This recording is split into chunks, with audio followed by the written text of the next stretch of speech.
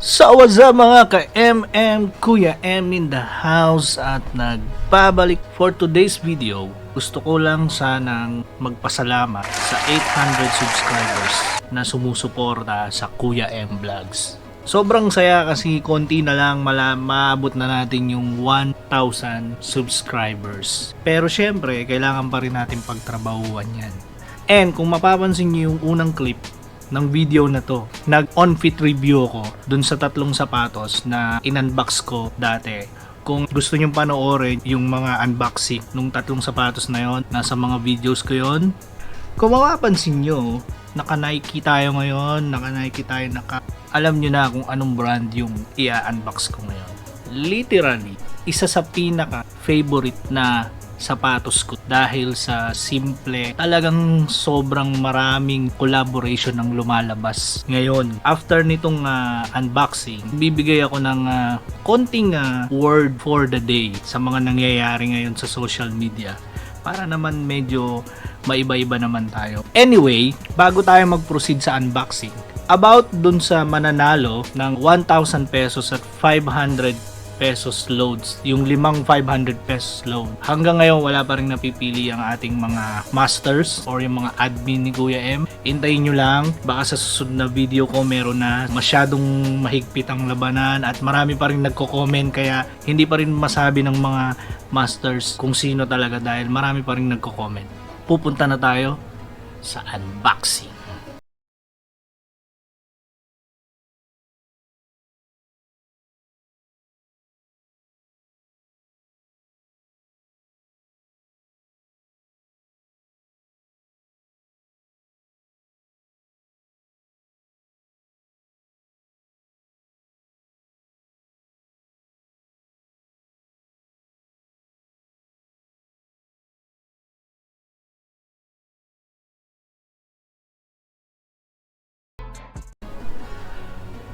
Alright, wow. Alam nyo, grabe, yung dumarating na blessing ngayon sa Kuya M Vlogs, sobrang dami.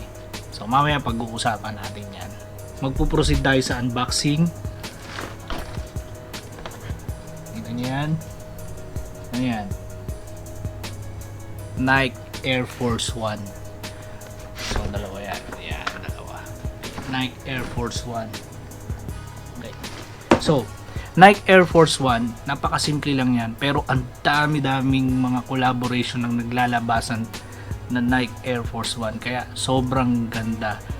Kahit simple, nadadagdagan nila ng mga kulay, di ba? Minsan meron pang nagko-custom. Tingnan natin. Tanan! Nike Air Force 1 all white. Siya. Yan. Okay, so mamaya makikita nyo yan na iikot natin yan sa ating rotating base.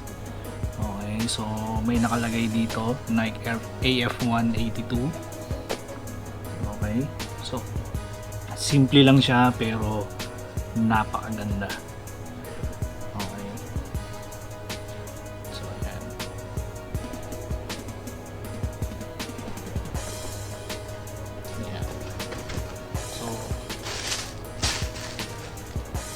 Siya, dalawa. Mamaya makikita nyo yan. Okay. So, kung makapansin nyo guys,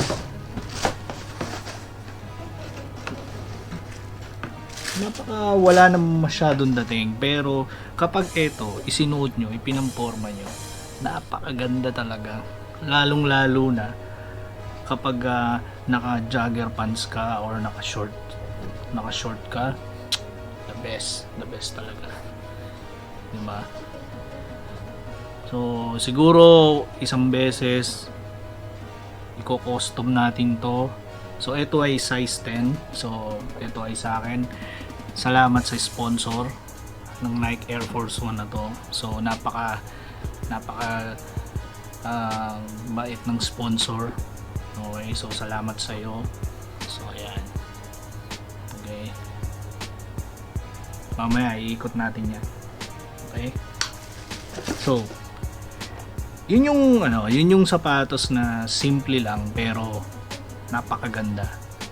Yung sole niya, yung toe niya, parang classic ang dating, pati yung kanyang tang, di ba? Yan, yung likod niya, di ba? Yung swoosh niya lalo, di ba? Maraming bumibili ng ganito tapos kino-custom nila, ginagawa nilang kakaiba. So siguro one day magko-custom ako ng sapatos, i-custom ko tong Nike Air Force 1 ko and titingnan natin. At abangan nyo din yung on-fit review nito. Okay, yung on-fit review natin to. Para naman may idea kayo kung anong klaseng pormahan ang pwede nyong gawin dito sa Nike Air Force 1. Okay? So, at dahil dyan, paikutin na natin ang sapatos ni Kuya M Vlogs. A few minutes later.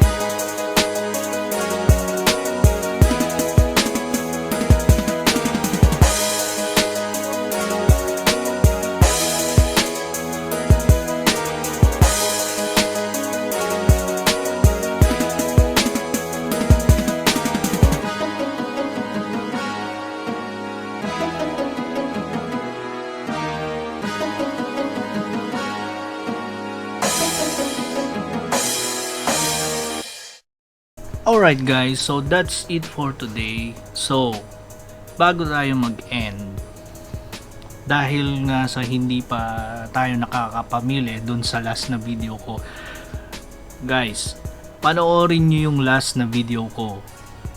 Okay? Yung pinaka last na video ko na ang in-unbox ko ay Air Force 1 din na inside out. And then mag-comment kayo doon kung ano yung tanong ko doon, i-comment nyo kasi kailangan may mapili na kami na mananalo. 6 po ang mananalo ng 1,000 pesos at 5 100 pesos load. So hintayin namin yung mga comments nyo. And isa pa,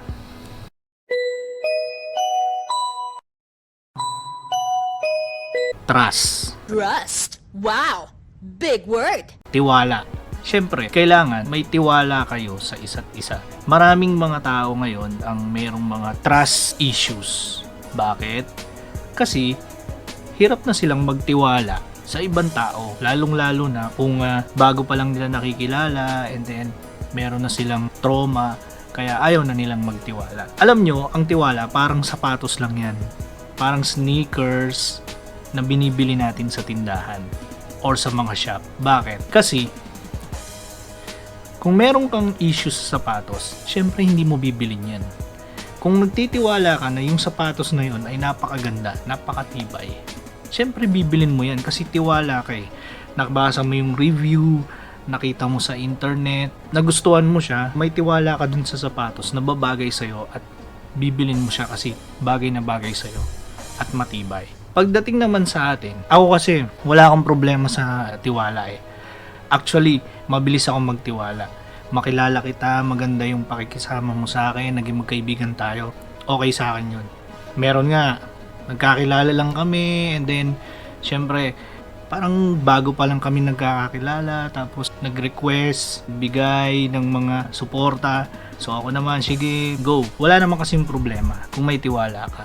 Katulad din sa channel ko, kung hindi kayo nagtitiwala kasi nakita ko na meron nang naka-dislike or merong isa or dalawang naka-dislike sa channel ko. Pero okay lang yun. Walang problema. Importante, pinanood mo yung channel ko. So yun lang napaka-importante doon. So walang issue sa akin kung mag-dislike ka. Ang importante, pinanood mo yung channel ko. At ito pa ang lagi niyong tatandaan. Kahit anuman ang narating niyo sa buhay or kahit wala pa kayong nararating sa buhay, never kayong manlalait ng ibang tao. Bakit ko nasabi yan? Viral nung issue ngayon about sa isang YouTuber na meron siyang sinabi about sa tricycle driver. Naging tricycle driver ako minsan. Nung napanood ko yun, syempre masakit sa akin yun kasi minsan akong naging tricycle driver.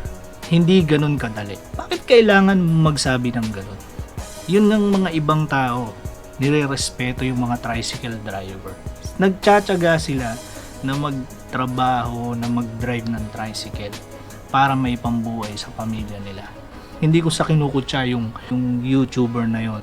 Nandito tayo para magbigay ng opinion. Hindi natin siya pwedeng murahin. Hindi natin siya pwedeng sabihan or hamunin ng kung ano-ano. Diba? So, tao din naman yun. So, ang sa akin lang, bago kayo magbitaw ng salita or bago kayo mag-record ng video, siguraduhin nyo na wala kayong tinatapakan tao. Diba? Okay lang na ikaw ang i-bash, pero wag lang yung mga taong wala namang kaalam-alam. Nagsorry na yung YouTuber na yon, na-settle na lahat. Aral na lang yon, hindi lang sa kanya. Aral na rin sa ating lahat. Meron pang isang salita na napaka-importante din para sa akin. Tulong. Hindi nyo kailangan maging mayaman. Hindi nyo kailangan maging mapera para tumulong sa ibang tao. Maraming paraan para tumulong kayo sa ibang tao. At unang-una, huwag kayong mangangako. Lalong-lalo na kung wala pa kayong ipinapakita na pruweba na tumutulong kayo sa ibang tao. Hindi ikaw ang magsasabi sa sarili mo na tinulungan ko yon, ako ang hindi. Kung hindi yung taong tinulungan mo at yung mga taong sumusuporta sa'yo. Kapag may mga taong maraming sumusuporta sa'yo, alam nila kung ano yung intention mo. Para sa akin, maraming paraan para tumulong. Kaya kung gusto nyo tumulong kayo, huwag kayong humingi ng kapalit. Kasi kapag tumulong kayo, kusang darating yung kapalit. At mas higit pa dyan. Alright, so that's it for today, Kuya M Vlogs. Huwag niyong kalimutang mag-subscribe, share, like, comment. Siyempre, hit the bell button para mas updated kayo sa mga mangyayari. Tuloy-tuloy tayo. 1,000 pesos, 100 pesos load sa 5 mananalo. Tuloy-tuloy tayo dyan. Okay? Sobrang haba ng video natin. Ipapakita ko na lang yung mga isi-shoutout natin ng mga channel. Okay? So, abangan nyo yung mga videos. Maraming videos pwede nyong abangan. I-upload ko yan. Sigurado, lahat kayo magiging masaya. Mamimigay tayo. Malapit na. Guys, malapit na yung mga sapatos natin. Kita-kita ulit tayo. God bless. Peace out.